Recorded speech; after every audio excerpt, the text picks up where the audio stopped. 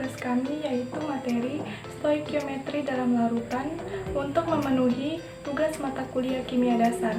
Sebelum itu, perkenalkan nama saya Olivia Sopadang, NIM 2021-30002 dari Prodi Manajemen Sumber Daya Perairan. Perkenalkan nama saya Jeta Janet Mabuhi, NIM 2021-311. Assalamualaikum warahmatullahi wabarakatuh. Perkenalkan nama saya Ayu Anissa, NIM 2021-310. Halo, perkenalkan nama saya Esther Napita Tegatorop, NIM 2021-30008. Pada video kami kali ini, kami akan mempresentasikan hasil dari tugas kami. Oke, kita masuk dalam materi yang pertama yaitu pengertian stoikiometri larutan.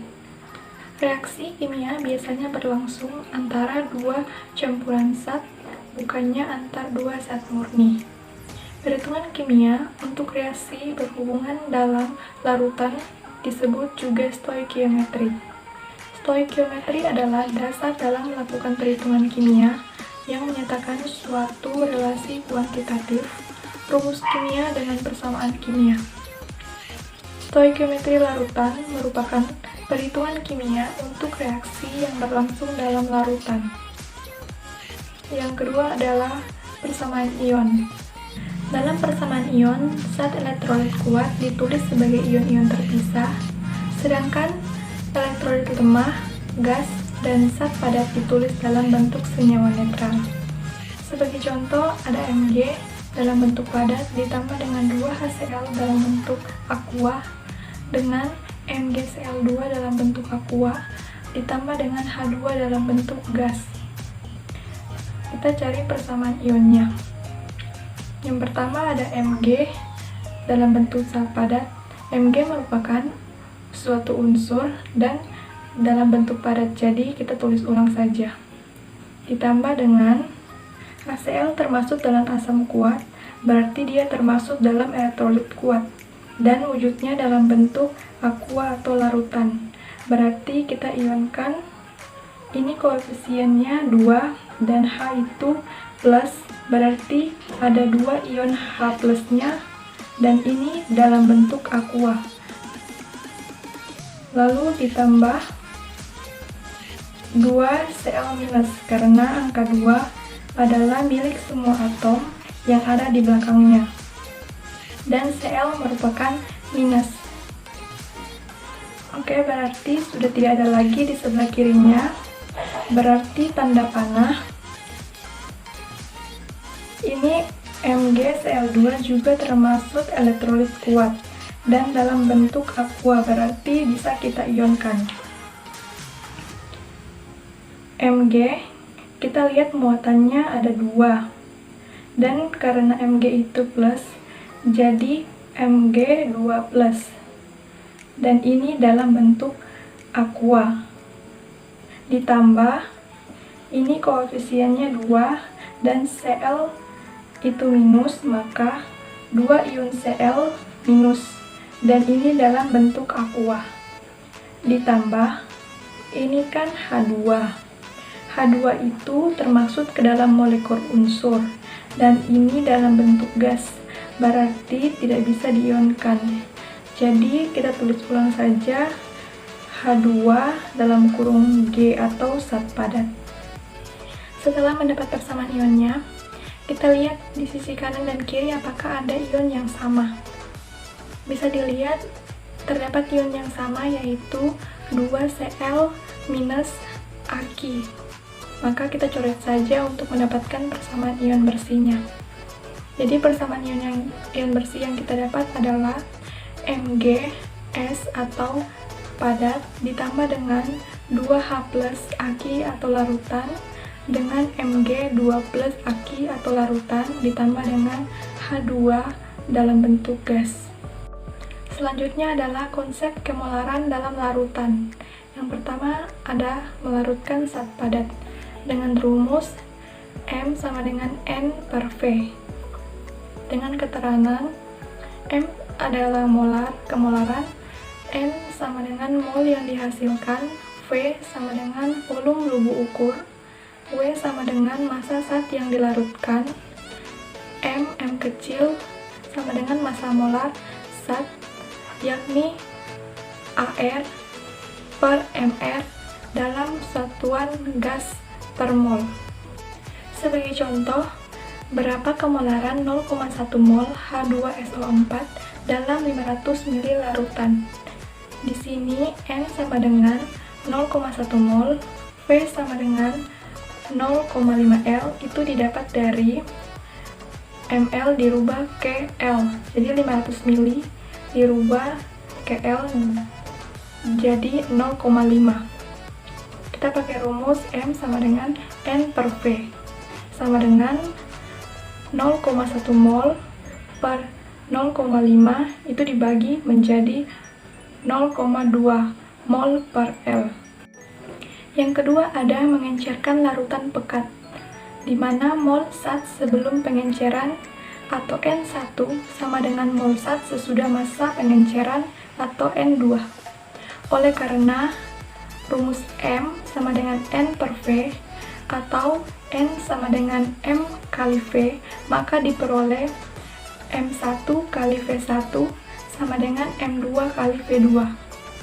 Dengan keterangan M1 kali M2 sama dengan kemolaran larutan sebelum dan sesudah pengenceran. F1, F2 sama dengan volume larutan sebelum dan sesudah pengenceran. Saya akan menjelaskan sifat-sifat berbagai macam zat yang terkait dengan reaksi dalam larutan elektrolit. A. Jenis-jenis zat yang direaksikan. 1. Asam. Contoh HCl dan H2SO yang mengion sebagai berikut. HCl dalam kurung AQ tutup kurung H tambah dalam kurung AQ tutup kurung tambah Ci dalam kurung AQ tutup kurung 2. Basa. Contoh NaOH dan Ca dalam kurung OH tutup kurung 2. 3. Garam. Contoh NaCl, Ca dalam kurung NO3 tutup kurung 2. 4. Oksida garam dan oksida basa. A. Oksida basa. Contoh Na2O mengandung ion Na tambah dan ion 02 kurang, sedangkan CaO terdiri dari ion Ca2 plus dan 02 minus. B. Oksida asam. Penyusunnya non-logam kecuali C dalam kurung 2 tutup kurung, S dalam kurung 2 tutup kurung, N dalam kurung 1,2,4 tutup kurung, semilogan kanan, Cr dalam kurung 6 tutup kurung, Mn dalam kurung 6,7 tutup kurung. Logam. Di dalam reaksinya, logam bertindak sebagai spesi yang melepas elektron. B. Kelarutan elektron. Semua asam mudah larut dalam air. C. Kekuatan elektrolit. Yang tergolong elektrolit kuat adalah asam basa HClO4, HNO3, H2SO4, Hi, HBr, HCl. Basa kuat yaitu NaOH dan KOH, Ca dalam kurung OH tutup kurung 2, Sr dalam kurung OH tutup kurung 2, Ba dalam kurung OH tutup kurung 2. Semua basa dari golongan Ia dan IIA kecuali Mg dalam kurung OH tutup kurung 2, Baik, di sini saya akan melanjutkan materi tentang sifat-sifat berbagai macam zat yang terkait dengan reaksi dalam larutan elektrolit. Dan dilanjutkan dengan D, senyawa-senyawa hipotesis. Beberapa senyawa yang tidak stabil dan peruraiannya adalah: yang pertama ada asam. Asam karbonat atau H2CO3 sama dengan H2CO3 menghasilkan H2O ditambah CO2. Yang kedua ada basa. Amonium hidroksida atau NH4OH sama dengan NH4OH menghasilkan H2O ditambah NH3. Yang ketiga ada garam besi 3 sama dengan iodida atau FeI3 sama dengan FeI3 menghasilkan 2 FeI2 ditambah 12. Selanjutnya, reaksi kimia dalam larutan elektrolit. Reaksi kimia dalam larutan elektrolit melibatkan zat elektrolit yakni asam, basa, dan garam. Reaksi dapat berlangsung apabila sekiranya salah satu produknya berupa air, endapan, gas, atau elektrolit lemah. Reaksi kimia dalam larutan elektrolit selalu mempunyai reaksi ion bersih. Ada 3 jenis reaksi kimia dalam larutan elektrolit, yaitu 1. Reaksi penetralan asam dan basa. Reaksi penetralan dalam larutan adalah reaksi antara asam H+ dan basa OH- membentuk H2O yang bersifat netral.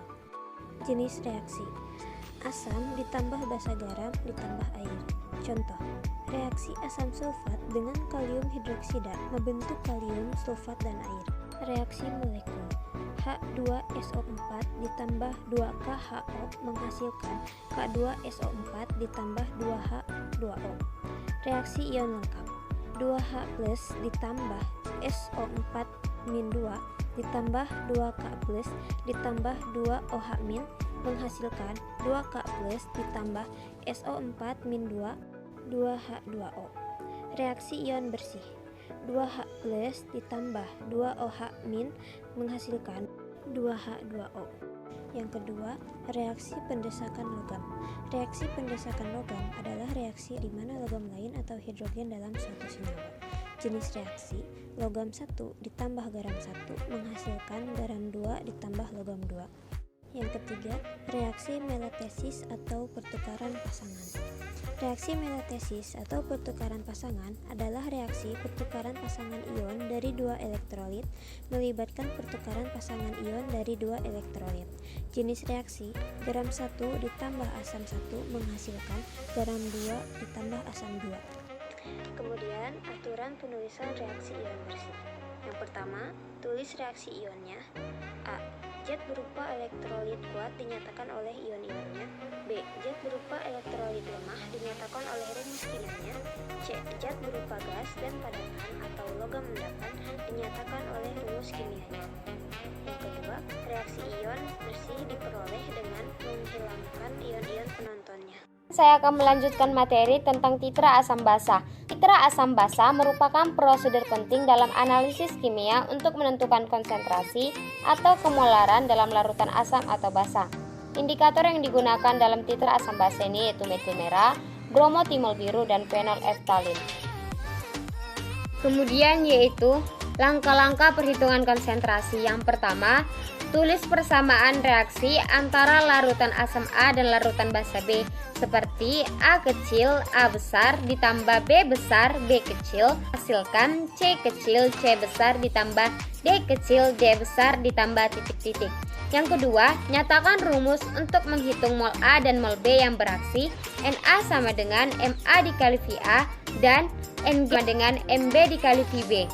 Dari persamaan reaksi A dan B perbandingan mol A dan mol B agar habis bereaksi, maka A dibagi B dan diperoleh Ma Va per Mb Vb sama dengan A per B.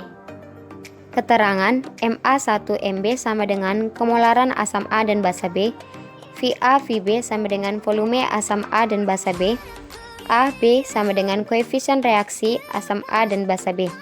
Perhatikan, rumus ini juga dapat digunakan untuk menentukan konsentrasi suatu larutan basa dengan menggunakan suatu larutan standar asam. Jenis titrasi ada 4 macam, yaitu yang pertama titrasi asam kuat dan basa kuat, yang kedua titrasi asam lemah dan basa kuat, dan yang ketiga titrasi basa lemah dan asam kuat, serta yang keempat titrasi asam lemah dan basa lemah. Sekian presentasi dari kelompok 5, jika ada kesalahan mohon dimaafkan. Terima kasih.